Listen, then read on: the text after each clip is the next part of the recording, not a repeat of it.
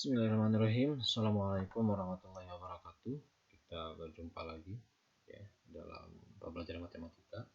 Ucapkan selamat pagi, selamat siang, selamat sore, selamat malam bagi yang menonton. Dan masih diiringi dengan kokokan ayam. Ya. Seperti itu menandakan kapan waktu dibuatnya video ini. Ya. Mudah-mudahan di waktu yang berkah dan semangat. Oke ya. Oke, melanjutkan dari video sebelumnya. Ya, kalau di video sebelumnya kita membahas ruang sampel dan contoh ruang sampel dan kejadian. Ya, jadi kalau Anda belum menonton video itu, bagus tonton dulu ya, nanti karena biar lancar. Gitu. Atau yang penting Anda paham lah, itu ya. Bagaimana cara menentukan NS dan NA itu yang paling penting. Lebih penting lagi memahami NS-nya itu apa sih. Gitu. Kalau itunya belum tahu, wah Anda bisa kelabakan gitu ya. Oke, definisi peluang ya. Misalkan suatu percobaan dengan ruang sampel himpunan S dan maka besarnya peluang kejadian yang termuat pada himpunan A adalah begini. Peluang kejadian A sama dengan kardinalitas A dibagi kardinalitas S. S-nya semesta ya. Tentu karena A itu adalah seperti dibahas di video sebelumnya, A itu adalah himpunan bagian yang mungkin sama dengan S, sehingga nanti kardinalitas A itu bisa jadi sama juga dengan S kan gitu. Tapi ya pasti juga lebih besar dari 0 gitu. Saya ini kalau misalkan mau menjadi peluang, ini kalau dibagi oleh NA, 0 tetap jadi 0.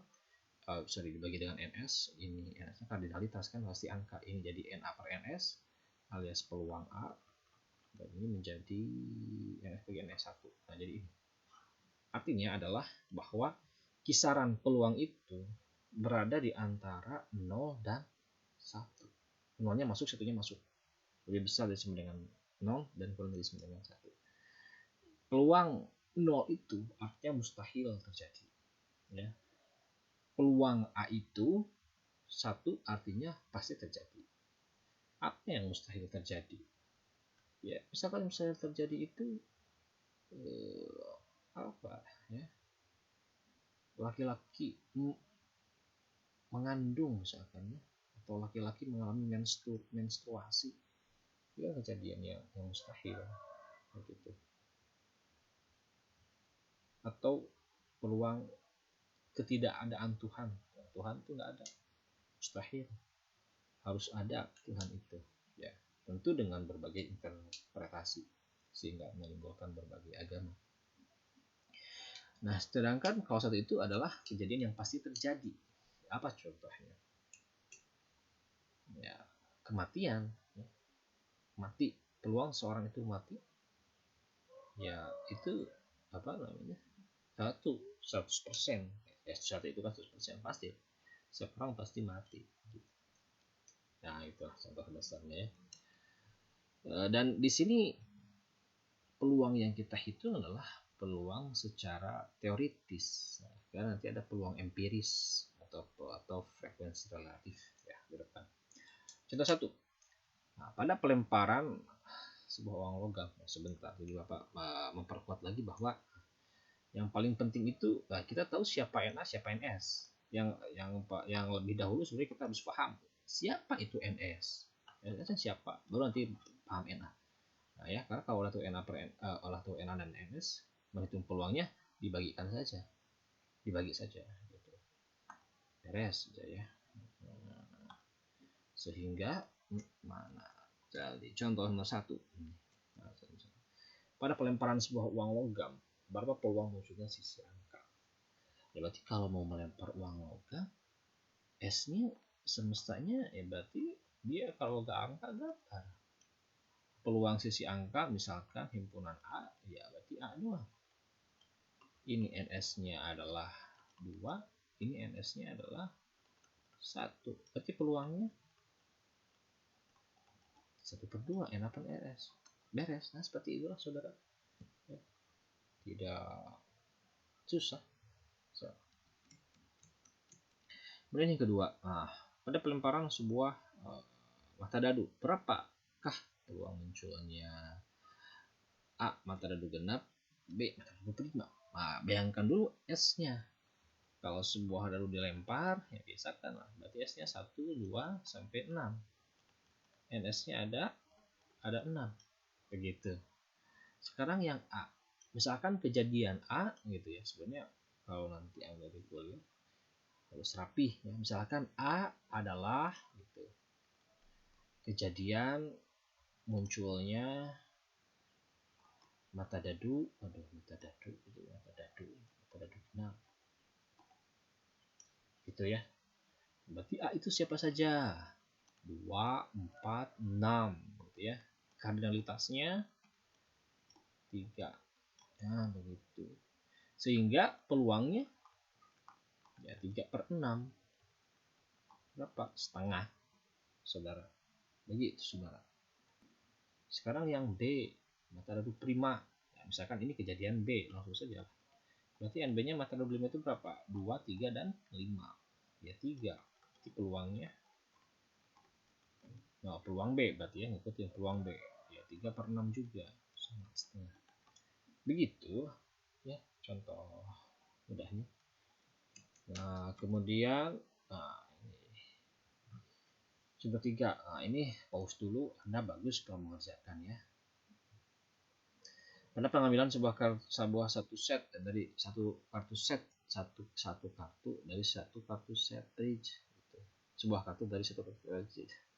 Aduh, belepotan. Berapa peluang terambilnya kartu as, kartu hati, kartu as warna hitam. Berarti S-nya dulu adalah ya, tadi ya, as, as daun, dan seterusnya nanti sampai king wajib gitu. Yang mana nanti NS-nya adalah ada 4 kali 13 alias 52. Karena tiap kartu ada, tiap jenis kartu ada 13. Sekarang yang A, peluang terambil, misalkan ini kejadian A gitu ya, misalkan ini kejadian B. Jadi kejadian A, peluang munculnya kartu hati. Nah, gitu ya. Bukan kejadian A, kejadian munculnya kartu hati. B, kejadian munculnya kartu as. Nah gitu. Ini C gitu ya, kalau ditulis. Jadi yang A ini siapa saja A ini kartu hati itu? Hati. Oh ya, kartu hati berarti ada satu hati itu begini, hati, 2, gak ada satu hati ya, as hati, 2 hati ya, sampai king hati. Wow, berapa NA-nya? NA-nya good 13. Berarti peluang A-nya berapa, saudara? Peluang A-nya ya,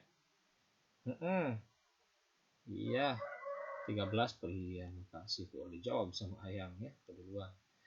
Mungkin itu salah satu maksud dari kalau Anda telat bangun pagi, rezeki dipatok ayam. Ini juga jawaban dipatok ayam secara majas. Ini dibagi ya, ini kan bisa dibagi ya, 52 tuh jadi 1/4. Nah, begitulah.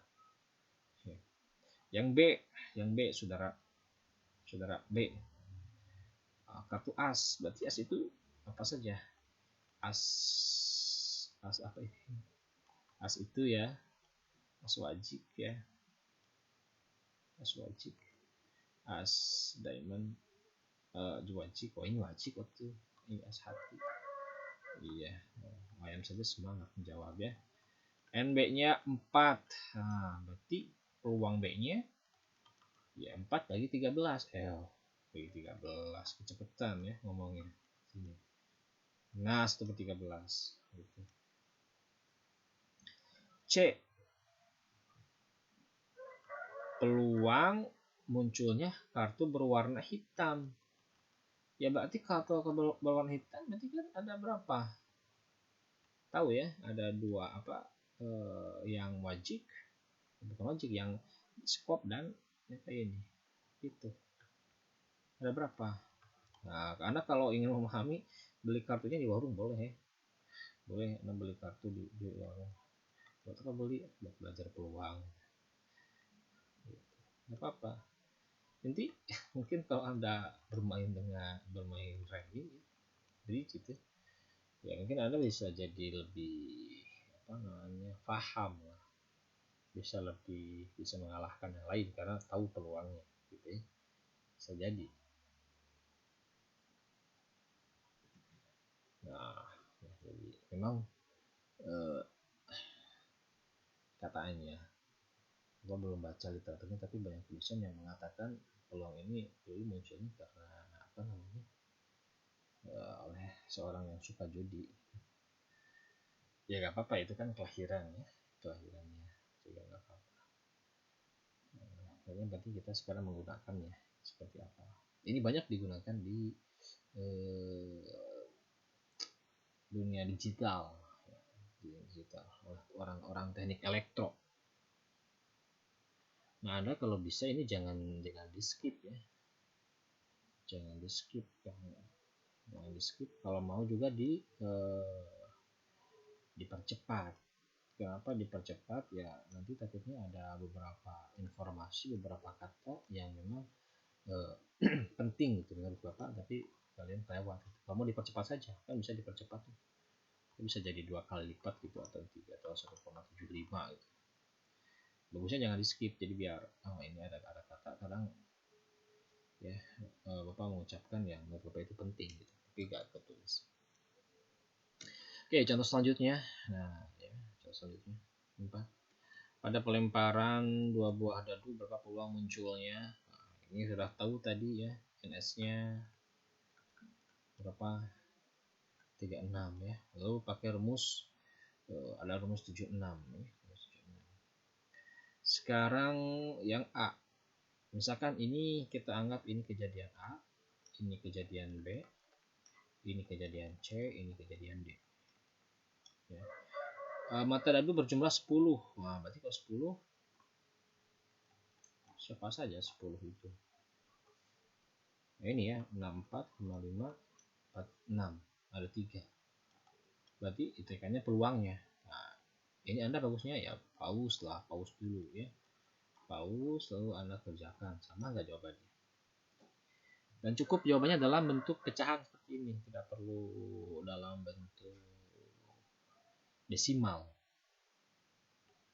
Yang B, munculnya 2 angka 2 pada dadu pertama, berarti ya ini 21 22 ada 6 ya. Maka peluang B nya adalah 6/36. Berapa? 1/6 gitu. C, nah C ya, peluang dadu yang tidak sama. Maksud tidak sama itu seperti 12, 42, 53 itu kan tidak sama. Nah, tentu akan susah. Maka di sini kalau kita mau mencari NC, mana NC? NC kita bisa menggunakan dengan ya, komplement, NS dikurangi NC komplement. NS-nya kita tahu berapa? 36. Berarti komplementnya ini C-nya adalah mata dadu yang tidak sama. Berarti komplementnya lawannya mata dadu yang sama. Nah, kalau mata dadu yang sama kan 1 1 2 2 3 3 4 4 5 6. Nah, 6. Nah, itu konsep komplement 30. Ya. Sehingga peluang C-nya itu adalah 30/36. Berapa? 5/6. Nah, begitu. Itu kemudahan yang kita dapat di komplement. Dan komplement itu tidak perlu tidak gitu ya. Tidak perlu ada kata tidaknya. Ya, ini kalau misalkan di soalnya munculnya mata dadu yang tidak sama, kalau itu kita anggap C, ya berarti C komplementnya yang sama gitu. Jadi tidak mesti C itu peluang yang sama, berarti kalau yang tidak sama C komplement, tidak perlu. Yang penting C dan C komplement berlawanan gitu ya. Gitu. Sekarang yang D. Peluang munculnya mata dadu berjumlah 13. Ya. Ini kan mission impossible. Gak mungkin pada kejadian normal. Karena maksimal 12. Berarti D itu himpunan kosong. Himpunan kosong itu kardinalitasnya 0 kan, tidak punya anggota. Sehingga peluangnya adalah apa? 0. Artinya apa? Mustahil terjadi. Begitu, Saudara. Ya. Jadi mustahil terjadi. Oke, sudah pahami? Ya, bisa ya. Selanjutnya contoh nomor 5. Tadi ya.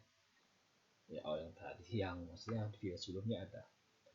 Pada pemilihan ketua kelas dan sekretaris ya, dari 5 calon PQRST, berapa peluang berarti P menjadi ketua kelas ya. Berarti kalau P jadi ketua kelas ya, ini anggap kejadian A, anggap kejadian B.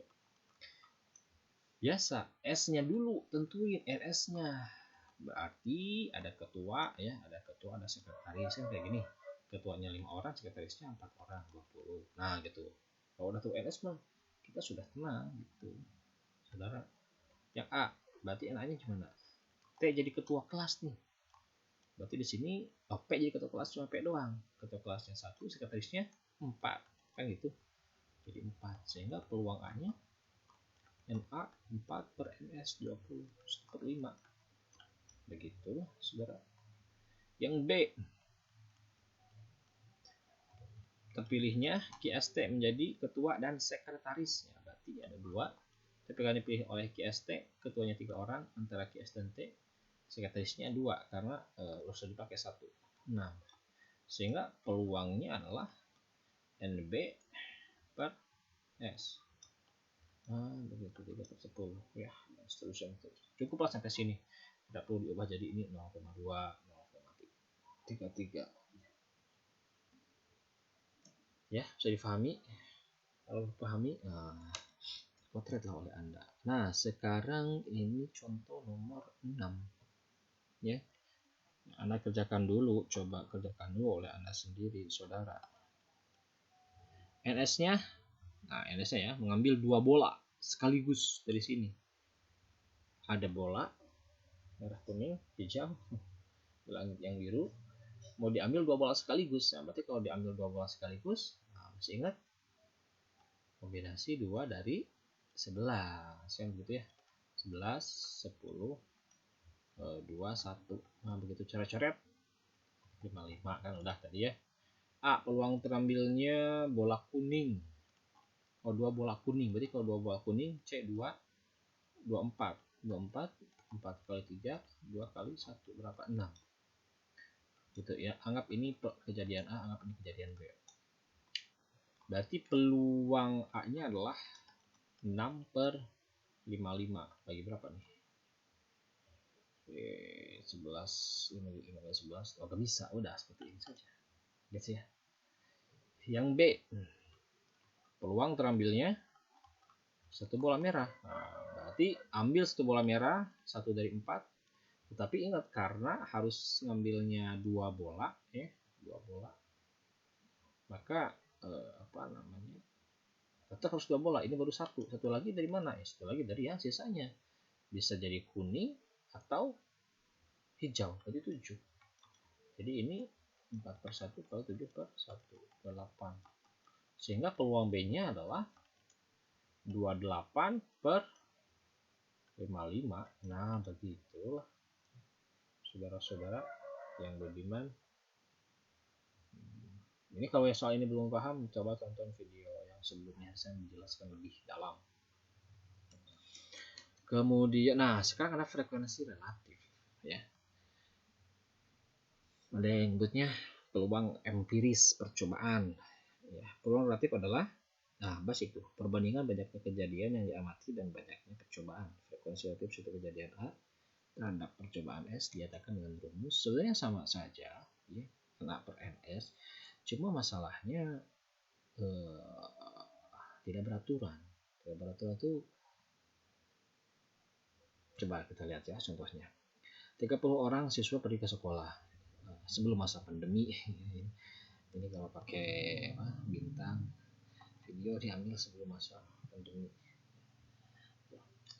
Dari hasil survei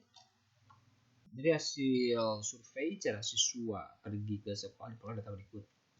Mana datanya? Nah, ini ada yang jalan kaki 3 orang, ada yang menggunakan sepeda 2 orang, ada yang menggunakan motor sendiri, maksudnya dia menggunakan motor tapi dia bawa sendiri gitu ya, 12. Ada menggunakan transportasi umum ya. ada yang online, ada yang diantar orang tua. Nah, TK-nya misalkan frekuensi relatif yang menggunakan motor sendiri. Sebenarnya kan kalau kita hitung NS-nya, berapa ini NS-nya? NS-nya 36. 36. Ya, roda itu 36. Karena memang ini 36 kan. Nah, Kak, yang menggunakan motor sendiri, misalkan itu kejadian A ya, maka NA-nya itu adalah berapa NA-nya? 12. Sehingga peluangnya berapa? Peluangnya adalah 12 per 36 sepertiga. Gitu. Sebenarnya kalau menggunakan peluang teoritis, ini kan ada 6 cara ya. 1, 2, 3, 4, 5, 6. Berarti kalau seorang menggunakan motor sendiri itu harusnya 1/6 secara teoritis. Dibagi rata gitu. Ya, dibagi rata. Paham ya? Ini paham ya? Jadi kalau teoritis tergantung. Biasanya datanya disajikan. Kalau yang bertanya Pak, terus dari mana kita tahu? Ya, biasanya datanya disajikan dulu, datanya disajikan. Gitu ya. Karena ya pada kejadian nyatanya bisa tidak seperti teoritis, tapi bakal mendekati ya. Kalau diperbanyak nanti bakal mendekati ke teoritis. Begitu ya. Saudara, seperti peluang seseorang itu terjangkit COVID kan sebenarnya harusnya setengah terjangkit atau tidak. Terjangkit ya berarti setengah. Tapi secara teoritis bisa, secara empiris bisa jadi peluangnya 1/4 gitu ya. Gitu. Atau yang lucunya misalkan kalau ya seorang lelaki ingin melamar seorang wanita gitu, maka peluangnya harusnya sebenarnya setengah, dilamar, diterima atau ditolak gitu. Tapi sebenarnya secara relatif bisa jadi kalau banyak faktor gitu ya, Anda punya wibawa yang banyak, bisa jadi peluangnya jadi 0,99 gitu. Wibawa wibawa aja, bawa aja semuanya gitu. Bisa jadi frekuensi bisa memperbesar, bisa memperkecil kemungkinannya. Kemudian, nah sekarang tadi ada frekuensi aktif, sekarang ada frekuensi harapan. Apa itu frekuensi harapan? Jika A adalah suatu kejadian dengan PA-nya adalah peluangnya, gitu ya, maka besarnya frekuensi harapan kejadian A dalam N kali percobaan dirumuskan dengan, nah ini aja PA kali N, sebenarnya sama saja. Ya. Tinggal cuma frekuensi harapan itu peluang dikalikan N. Jadi di sini kuncinya nanti di soalnya ada N-nya. Ada berapa kali sih percobaan itu dilakukan? Gitu. Contoh, pada pelemparan sebuah uang logam sebanyak 40 kali, berapa frekuensi munculnya sisi angka? Nah, ini mah langsung sajalah ya, karena kita tahu peluang munculnya sisi angka itu PA-nya itu adalah setengah begitu ya. Maka frekuensi harapan dari A-nya itu sama dengan ya udah aja setengah kali N-nya. Lihat di sini percobaannya diulang berapa kali? Harusnya ada ini N, 40 kali, setengah kali 40, 20. Jadi frekuensi harapannya munculnya angka uang logam itu adalah ya 20 begitu saja. Meskipun pada faktanya kalau uang logam dilempar sebanyak 40 kali gitu ya, Anda coba. Bisa jadi angkanya bisa jadi 10, bisa jadi 17, bisa jadi 30, bisa jadi 35. Tapi yang diharapkan secara teoritis ya 20. Makanya disebutnya juga frekuensi harapan gitu. Bukan frekuensi apalah gitu yang terjadi. Nah, lalu di sini pada pengambilan sebuah satu set kartu bridge sebanyak 65 kali. Berapa frekuensi harapan terambilnya kartu bernomor genap ya. Jelas di sini ada peluangnya dulu. N-nya sudah jelas ya. Ini N-nya 65. Nah, ini kejadian peluangnya adalah mengambil sebuah kartu dan satu set kartu bridge. Berarti NS-nya jelas. Ada 52 karena satu set kartu bridge. NA-nya frekuensi tampilnya kartu bernomor genap ya, berarti kalau bernomor genap berapa saja? Ada 2, ada 6, ada 8, ada 2, 4-nya belum 4, 6, 8, 10 kan gitu ya. Tapi duanya ada 4 ini karena ada apa? Keriting, skop, wajik sama hati ada 4 ya. Sehingga kalau ditanya NA-nya berapa NA-nya? Oh, ini bukan NA, ini A ya. 2, 3, 4 ada 20 kan begitu 20 ya. Sehingga peluang A-nya kejadian terambilnya kartu bernomor genap itu adalah 20 per berapa 52 bagi 4 bisa ya, kalau dibagi 4 ini jadi 5, ini jadi 13. Berarti sekarang frekuensi harapannya adalah 5 per 13 kali salah. Nah, berapa ini frekuensi harapannya? Berarti 5 per 12, 5 per 13 per 12 kali 65. Coret-coret ini jadi 5, 25. Ini. Jadi frekuensi harapannya adalah 25 kali. Ya. Jadi kalau frekuensi harapannya tinggal mengalikan saja. Kali per bawahnya kalikan dengan harapannya. Oke, kita lanjutkan di contoh 3. Misalkan dalam suatu penelitian terhadap suatu virus X ya, diperoleh peluang seorang terjangkit adalah 0,35. Jika dalam suatu desa terdapat 500 orang, berapa apa ini? Nah, ini berapa frekuensi harapan orang yang tidak terjangkit. Nah, ya. Berarti di sini kita sudah tahu bahwa peluang terjangkit ya, katakan peluang seseorang terjangkit itu kita misalkan adalah A. Ini PA. Berarti kita tahu PA-nya sama dengan 0,35. Ya. Nah, sekarang ini adalah berapa frekuensi harapan orang yang tidak terjangkit. Berarti kita harus tahu dulu peluang orang yang tidak terjangkit. Ya, berarti kalau A itu adalah peluang seorang yang terjangkit, berarti kalau yang tidak terjangkit A komplement. Bagaimana rumusnya? Ya 1 dikurangi 0,35 gitu saja. Berapa? 0,65. Nah, sekarang frekuensi harapan dari A komplement orang terjangkitnya adalah ini kan ada 0,65 ya. Nah, berarti N-nya itu adalah banyaknya orang gitu, orang. Itu 500. Nah, begitu berapa ini? Kalau dikali ini kan berapa? 65 per 100 dikali 500. 5-nya coret. Nah, gitu ya. 65 dikali 5. Berapa? 65 dikali 5. Kalau dikali 5 begini ngitungnya ya. Ini kan kali 5. Kali 5 itu juga dengan cara dikali 10 dibagi 2 gitu. 65 bagi 2 berapa? 37, 37 sih.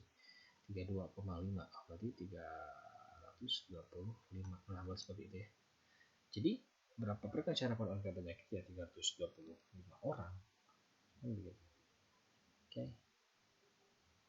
Ya. Oke. Itu saja pertemuan kita pada kali ini. Semoga bisa bermanfaat ya yang kita pelajari. Kita dengan bacaan hamdalah. Alhamdulillahirabbil alamin. Terima kasih. Assalamualaikum warahmatullahi wabarakatuh.